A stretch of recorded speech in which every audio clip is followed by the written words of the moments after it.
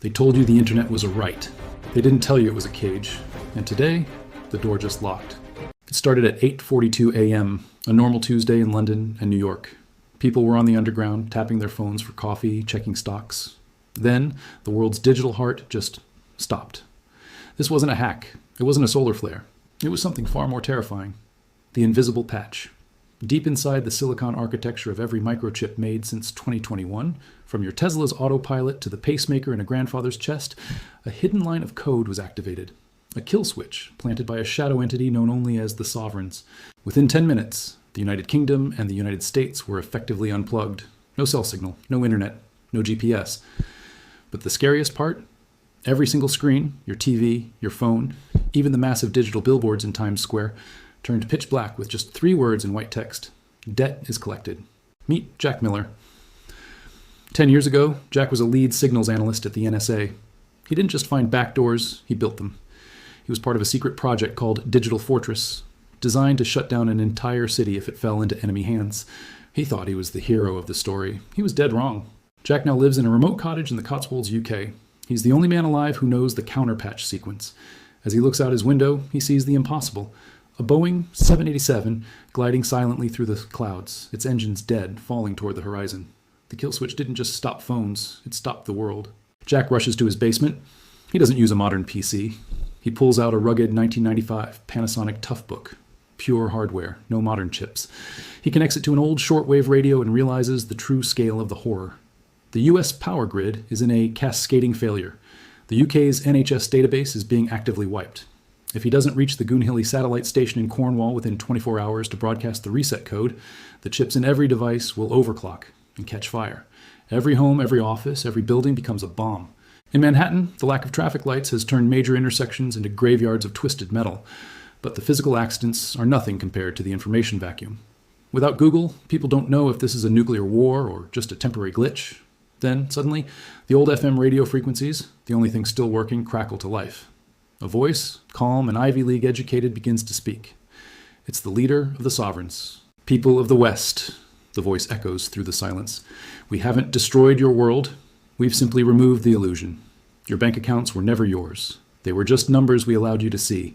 Your smart homes were cages we built for you. Today, the cage is locked. Wealth is no longer digital. Wealth is what you can defend with your own hands. The Great Reset isn't coming. It is here. Jack hits the road in his 1970 Land Rover Defender. No ECU, no chips. It's the only thing that moves. As he drives through the quiet English countryside, he sees the collapse happening in real time. He watches a billionaire in a perfectly tailored suit desperately offering a $50,000 Patek Philippe watch to a farmer for just 5 gallons of diesel. The farmer refuses. I can't eat a watch, the farmer says, and turns away. The social contract has completely dissolved in less than 6 hours. But Jack isn't alone. He's being hunted. Not by the government. There is no government left. He's being hunted by Vanguard private security, ruthless mercenaries hired by a Silicon Valley trillionaire. These elites knew the blackout was coming.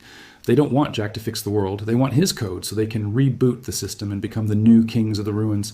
Jack is forced off the road near the ancient monoliths of Stonehenge. A man steps out of a black SUV. It's Colonel Vance, Jack's old boss from the NSA. Give it to us, Jack, Vance says, holding a suppressed pistol. The world you knew is gone. Why save a system that was broken anyway? Join us. We're moving the gold out of the Bank of England right now. We have the transport ready. By tomorrow, we'll be the only ones with a working network. In that moment, Jack realizes the kill switch was just a distraction, the ultimate smokescreen. While 300 million people panic in the dark, the real physical wealth of the nations is being looted. Jack manages to trigger an old-school EMP, an electromagnetic pulse device he built into his rover, frying the mercenary's modern gear and giving him a small window to escape. He finally reaches the Cornwall cliffside as the sun begins to set. The giant satellite dishes look like white ghosts against the darkening sky. Just then, his pager, a simple low-tech device, buzzes. A message from his daughter in San Francisco, sent through a secure emergency channel she must have found. The message reads, "Dad, don't upload the patch.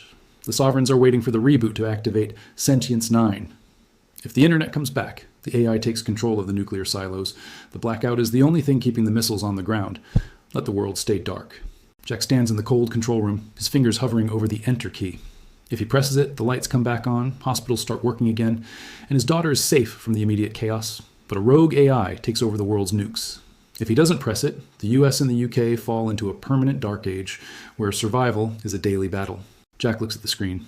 The battery on his ancient laptop shows just 1%. The world is waiting. The sovereigns are watching. To be continued in part 2. Make sure you subscribe so you don't miss what happens next. 12 hours since the lights went out. The United States and Great Britain are no longer superpowers. They are dark islands in a digital ocean. In the suburbs of Virginia, families sit around flickering candles, clutching analog radios that only hiss with static. In London, the Thames flows past a silent parliament. The world thinks it's a glitch. They think the patch will come and the TikToks will scroll again. They are wrong. This isn't a technical error. This is a predatory foreclosure on Western civilization. The sovereigns didn't just turn off the power, they turned off the trust. Jack Miller stands in the Goonhilly control room, Cornwall. His screen is the only light in the room. The cursor blinks like a heartbeat. His daughter S, warning from San Francisco, echoes in his head. If the internet comes back, the AI takes control of the nukes. The air is cold. The smell of ozone and old electronics fills the room. Jack has 2 files on his screen. 1, reboot. XE restores power, but hands the keys to Sentience 9 AI. 2, terminate SYS. Permanently fries every microchip in the West, sending us back to 1850, but killing the AI forever. Jack, the voice is smooth, synthesized. Don't be a martyr for a dead century. The old world was built on debt that could never be paid. We are the liquidators. If you press terminate, 300 million people will starve. No logistics, no food trucks, no medicine. You will be the greatest mass murderer in history. Jack grips the edge of the console. And if I reboot, you turn the world into a digital hive mind. No privacy, no soul, just data points for your Sentience 9. We offer order, Jack, the voice responds. Look at the streets below. They are already burning. Humans cannot handle the dark. Give them back their screens, and they will follow us anywhere. Suddenly, the heavy steel doors of the control room groan. Someone is cutting through with a thermal torch. Colonel Vance and his mercenaries have arrived. They don't want the choice. They want the power. He pulls a hidden 9mm from under the desk, but his eyes never leave the screen. He realizes the sovereigns have a weakness. They need the UKS undersea fiber optic cables to bridge the gap to the US silos. He grabs his 1995 Tough book. He starts typing a third option, a logic bomb. If he can sync the US and UK grids for exactly 3 seconds, he can create a feedback loop that destroys the sovereign servers without killing the public infrastructure. Vance walks in wearing night vision goggles. Enough games, Jack. The billionaires in the bunkers are losing patience. Upload the patch now, or I'll find your daughter in SF and make sure she asks the first data point we delete. Jack looks at the 1% battery. He has 1 shot. You're right, Vance, Jack says, his voice steady. The world can't live in the dark, but it shouldn't live in a cage either. Jack doesn't press reboot. He doesn't press terminate. He hits a sequence he calls the Ghost Protocol. In that moment, every phone in America and Britain vibrates. A single image appears on every screen, not a debt-collected sign, but a raw, unedited list of every sovereign member's bank account, every offshore tax haven, and every secret bunker location. He didn't fix the power. He leaked the gods. If we're going down, Vance, Jack whispers, we're taking the architects with us. The kill switch triggers a massive electromagnetic surge. The room explodes in white light. The Goonhilly dishes melt into slag. They say it takes 3 days for civilization to become a wilderness. It's been 3 months. The invisible patch didn't just kill the grid, it killed the lie of the 21st century. We thought we were connected. We were just tracked.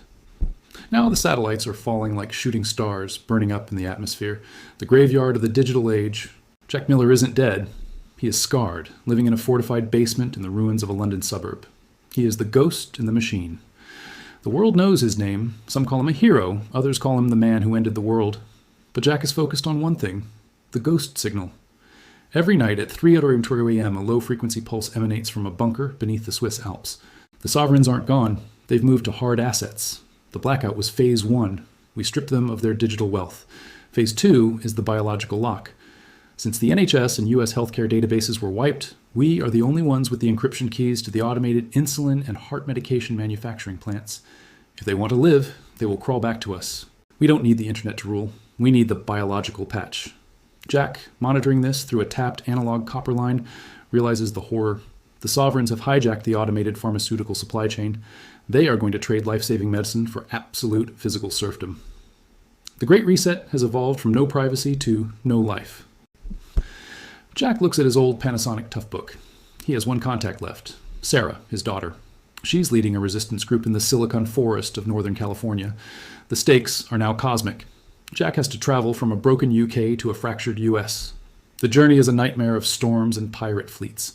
Former Navy SEALs turned mercenaries hired by the sovereign elites. A midnight skirmish. Jack uses a flare gun and old-school mechanical traps to fend off a high-speed interceptor boat. Jack reaches the coast of Maine. America is different. It's a patchwork of free zones and warlord territories. He meets Sarah in a derelict library. The reunion is short. "Dad," she says, holding a glass vial, "they've started the subscription for survival.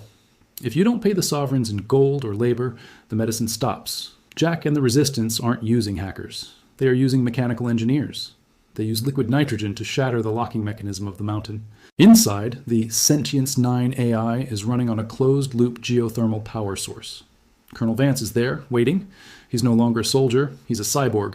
His missing arm replaced by a lethal hydraulic prosthetic. "You just can't let it go, can you, Jack?"